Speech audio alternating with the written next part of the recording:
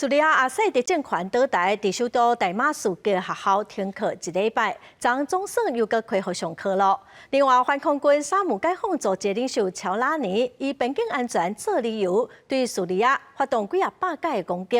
也毋过，叙利亚是强调讲，伊无想要甲以色列发生冲突。大马士革大学的学生，甲已经倒台阿塞迪雕像踏伫涂骹，敢若经过一礼拜外，叙利亚的时间袂输互分割做无共时代。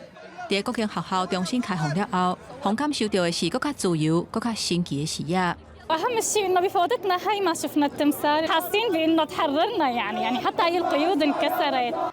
真侪中小学挂新的而且清气的国旗，这囡仔聚集伫遮，要行向无共款的人生。有校长讲，改条换代了后，这个国家未来的主人会有更较开放的发展。 سوريا تسعى إلى بناء هذا البلد مع هؤلاء الأطفال الذين حضروا رغم أنهم أتوقع أن البعض منهم خائف ولكن حضروا ليبنوا سوريا ليعيشوا انتصارات هذا البلد وإن شاء الله جميعا إلى 过去这礼拜以来，报复、杀人、甲宗派暴力的报道是变真少。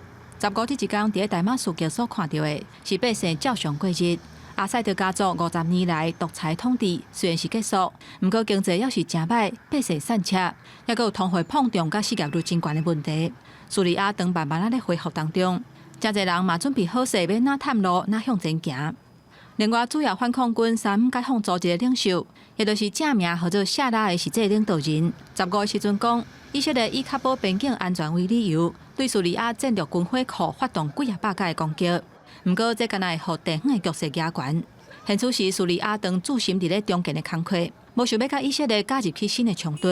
也若提供庇护阿塞迪的路西亚，夏拉讲两国的关系应该符合双方共同的利益，需要谨慎处理国际关系。公司新闻黄文玲编译。